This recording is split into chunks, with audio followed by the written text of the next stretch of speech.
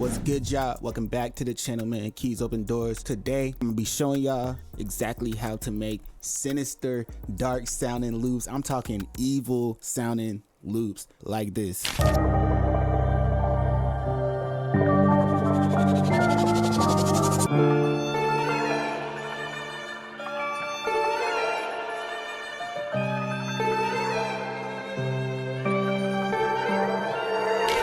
First thing I want to say about making like really dark sounding loops like Travis Scott, Don Toliver, when you're thinking about the loop before you even lay anything down, put yourself in the mindset of not the artist, but what the artist hears when they're making music, not what they would sound like. Think about what they would want to hear in the studio. I always start with keys, so I'll just show y'all the keys that I started with. Now, I'm not gonna lie, this chord progression, I can't really explain exactly how I put them together. I'll let y'all hear it real quick.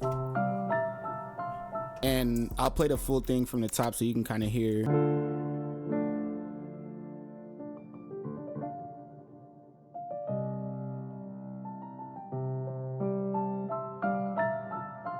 I'm pretty sure these are minor sevens if I'm not mistaken. Don't shoot me in the comments, yo. These little fillers, this was actually an accident right here, but I left it because I thought it sounded dope. And then I did these filler notes here to go into the next bar.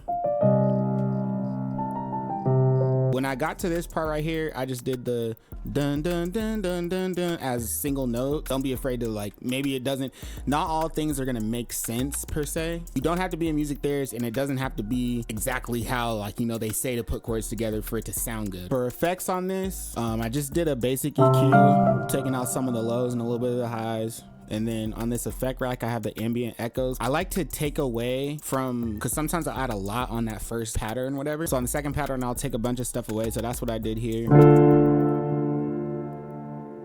Made some of the notes longer.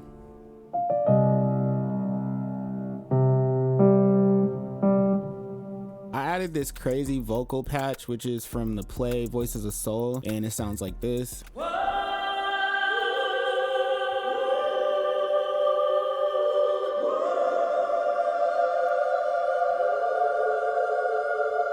My idea whenever I'm adding vocals is to kind of like really just give it like a background texture, but on this one I wanted to stack everything, kind of like let it build. So that's why, especially like at the end here,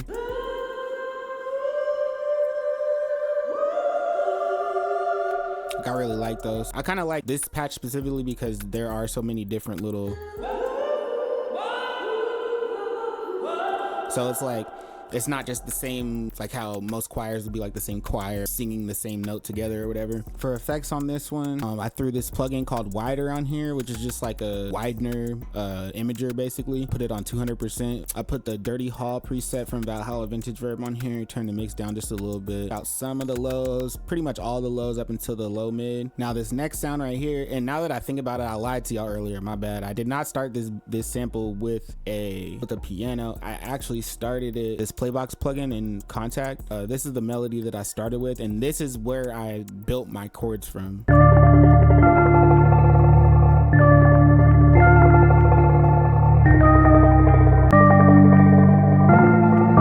Very simple, just kind of following the notes as it sounded good to me, and then like I said, that kind of helped me build the chords from there. For the strings, because I added the strings on a drop, I wanted to give it kind of like a cinematic feel. This is my favorite violin for like that type of sound. Threw one of these on here. This is the pattern that I got.